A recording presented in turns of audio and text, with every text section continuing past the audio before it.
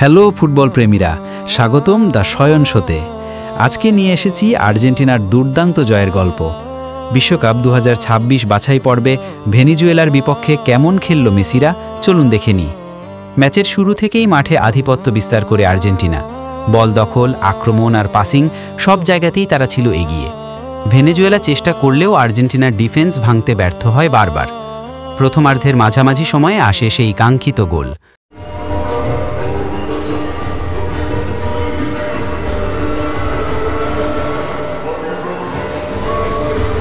দুর্দান্ত এক আক্রমণ থেকে এগিয়ে যায় আর্জেন্টিনা। স্টেডিয়ামে তখন গর্জে ওঠে সমর্থকের উচ্ছ্বাস। দ্বিতীয় অর্ধ শুরু হতেই আরও ভয়ঙ্কর হয়ে ওঠে আর্জেন্টিনা। চমৎকার সমন্বয় আর নিখুঁত আক্রমণে তারা করে দ্বিতীয় গোল। স্কোরলাইন দাঁড়ায় 2-0। ম্যাচের শেষ দিকে আবারও জ্বলে ওঠে আর্জেন্টিনা। জুলিয়ান আলভারেজের পায়ে নিশ্চিত হয় তৃতীয় গোল।